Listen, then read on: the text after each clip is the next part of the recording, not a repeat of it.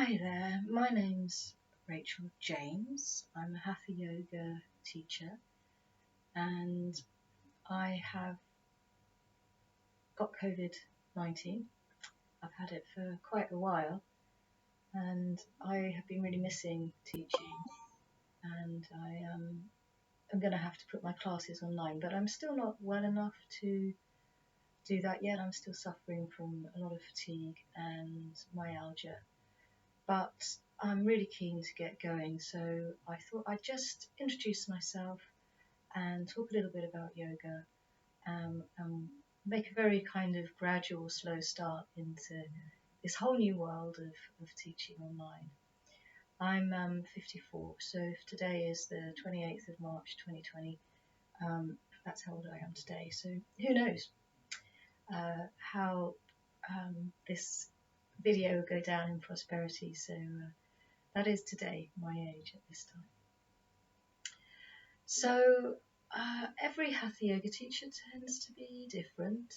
I trained with the British Wheel of Yoga, and my training was very intensive. We did modules on anatomy and physiology. I love anatomy and physiology, and I hope that the way I teach is based around the science of the body, and my anatomy has progressed. I've self-taught to try to understand in more and more detail how we work, and I try and pass on instruction in a way that is applicable to everybody, so using scientific language and kinesiological way of explaining how we move, and that then is transferable to everyone. So that's part of my physical style of teaching, and I will be probably doing some anatomy courses. Behind me you'll see my model of the spine. Our spines are unique, and it's, I think, probably one of the byproducts of getting really into yoga is that if even when you start you're not that aware of how your body is made and how it moves, it's probably something that over time you get perhaps more and more interested in. And the way that our spines work, that is quite crucial and central to our yoga practice, as well as the more esoteric practices of energy, and central energy channel is the spine, the spinal cord. And so, it's quite a crucial aspect of our awareness. So more about my style. I'm not into correcting. I really don't care what people look like when they're practicing yoga, in so much as although we might choose to do some classical poses, some warrior poses, if you don't look like a textbook classical warrior, I probably won't adjust you or correct you unless I think that you're putting some strain on your spine or your muscles or your joints, and that you're not practicing entirely safely.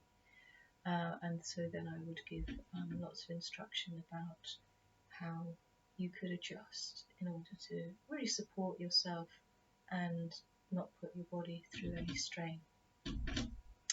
Hatha yoga is very much about the more relaxed part of our nervous system, and although some of the things that we do are quite challenging and can be quite strong, we always come back to the rest and digest response. It's an antidote to much of the stress that many of us are experiencing in these very busy times.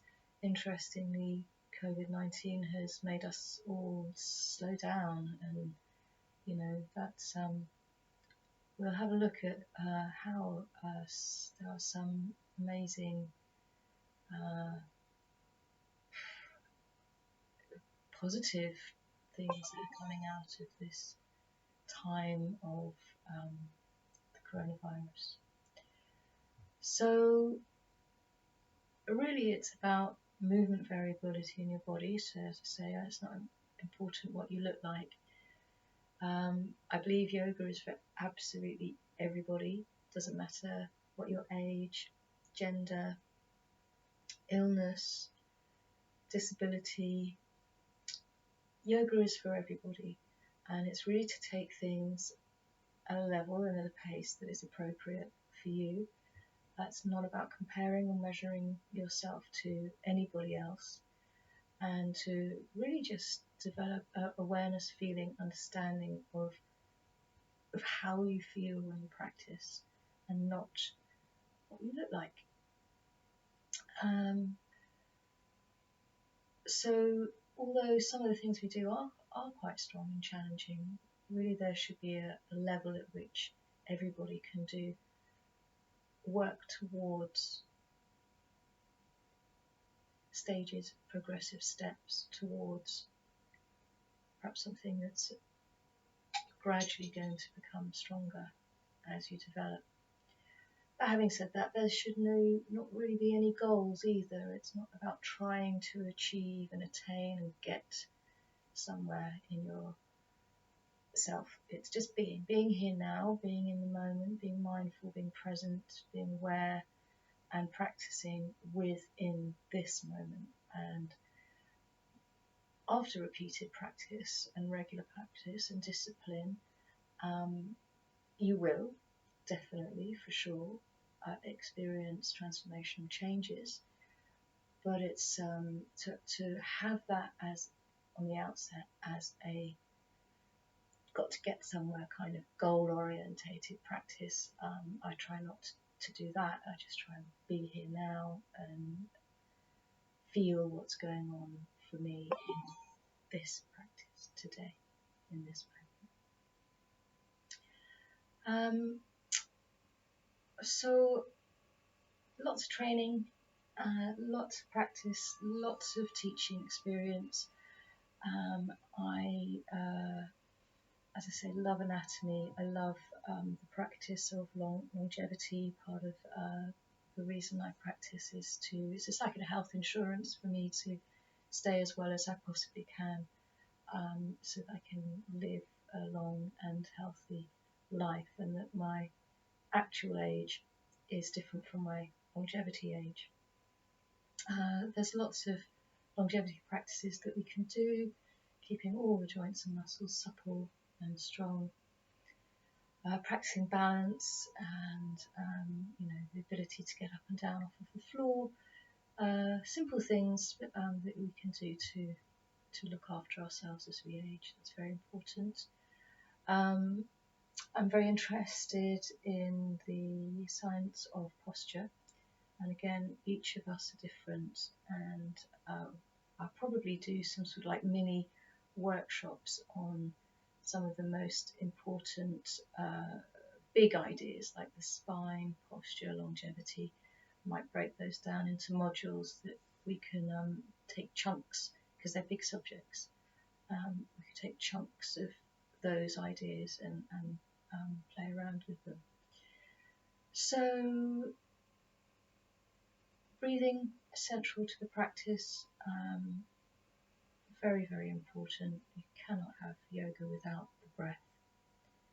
Being more heart-based rather than head-based, less intellectualizing of stuff going on up in the head, and just move down into your body, into your heart.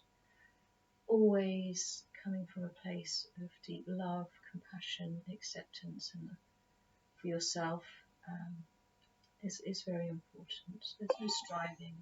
There's just being.